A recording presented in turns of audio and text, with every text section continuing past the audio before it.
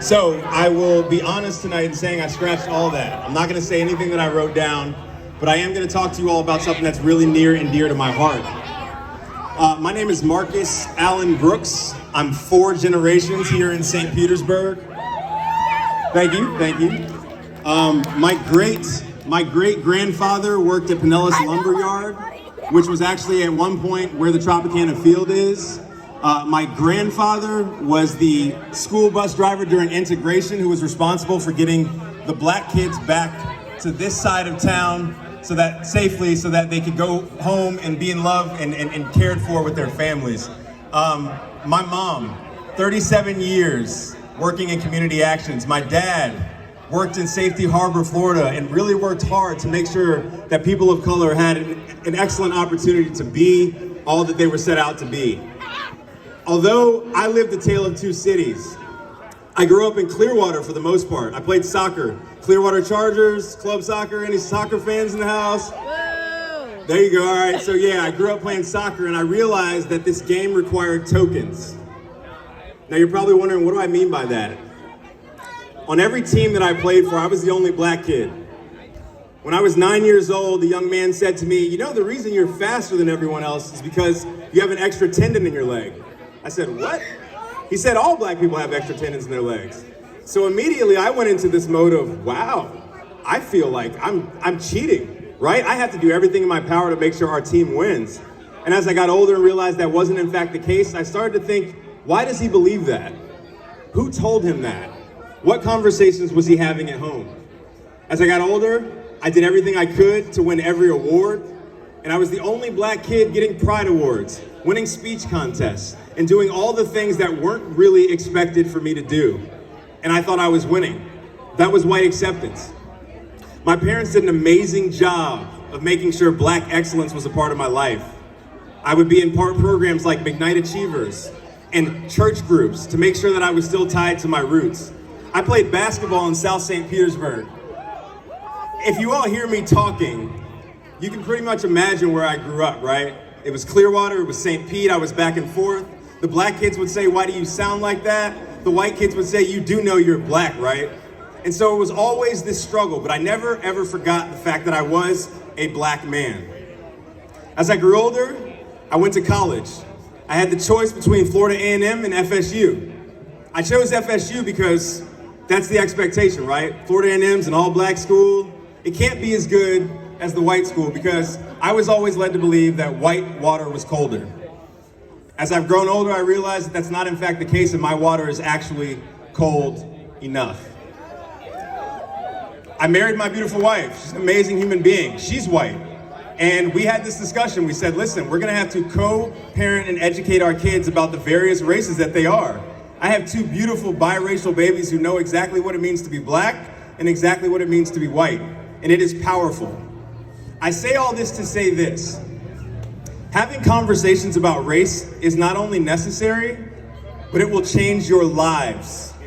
We were always taught not to talk about race as kids, right? And it probably was a good thing, except for the fact that the research shows kids start to determine race at 2 months old. A 1997 research study showed that kids will look at someone of a different race that they don't see regularly longer than they would their parent or someone who's close to them, and it works both ways. By 2 years old, they start to make even greater differentiations, and they lump people together. They don't have the brain capacity to have layers to this, so it's not black woman, black man. It's just that's a black person, and they start to generalize. So when we think about our unconscious bias, that started way before we even thought about it. So we have to have conversations with our kids, and we have to have conversations with each other about race. The home I currently occupy is on the north side of St. Pete. I love this north side, south side thing. It's fascinating. My mom lives in 636 39th Street South. I just gave out her address. You should see her. She's a great woman. But that's essentially considered Child's Park. Now, I know for some people, when I said Child's Park, you said, nope, not living there. She's never had an issue. No one's ever broken into her home. No one's ever broken into her car. She loves it there. We spend time outside. People come by and say hi. It's actually a beautiful place. But what you see on the news might tell you otherwise. I live up near, I'll say Home Goods, because most people know where Home Goods is in St. Pete, right? Home Goods, Target, it's like the trio, TJ Maxx. However, I'm the only African American in my neighborhood. I will not run at night. Think about that. I will not run when it's dark out. Nobody's threatened me, I just won't do it. Because I've seen what can happen when you do in all white areas. Now remember my upbringing, folks. I grew up in predominantly white schools, universities, sports, and at 34 years old, I am afraid to run outside. I had trouble sleeping after Breonna Taylor was killed. Not because I felt like someone was gonna kill me, but because I knew that if they did, the consequences might not come. I say all this not to scare you. I'm telling you, it is extremely important. It is detrimental to survival that we have conversations about race. And for many of you, I can imagine you're going, how do I do it? I'm just gonna give you 4 tips, 4 things to think about. In having conversations about race, start by staying engaged. It is going to get tough. Someone's gonna fly off the handle. Experience discomfort. It should be uncomfortable. When you're working out, it has to get uncomfortable. It's the only way muscles grow, right? It's the same exact thing with having conversations about race. You must be uncomfortable. If you leave a conversation about race comfortable, you didn't have a conversation. You probably either told someone that they were right or you walked out of it. You need to experience discomfort. Accept and expect non-closure. That would be the last one. I skipped one, I'll go back to it, but expecting non-closure is extremely important. You are not gonna solve the world's problems in a day. It's not gonna happen. You are not gonna convince someone not to be racist in a day. It's not gonna happen. I encourage you to have these conversations.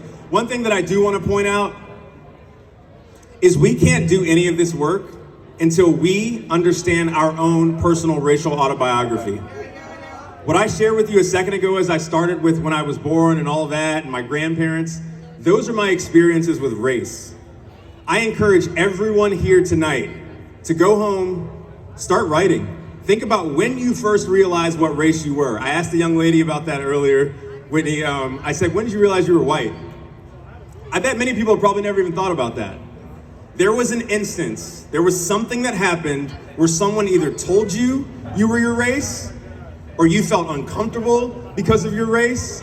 Something happened where you realized that you were white, black, Latin American, Latinx, or Asian American, or Pacific Islander. Something happened where you realized what you were. Go deeper into that.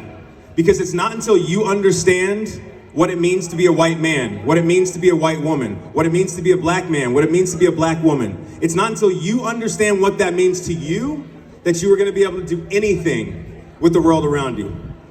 My name is Marcus Brooks. You can follow me on Instagram at The Modern Day Gentleman. Thank you so much for your time.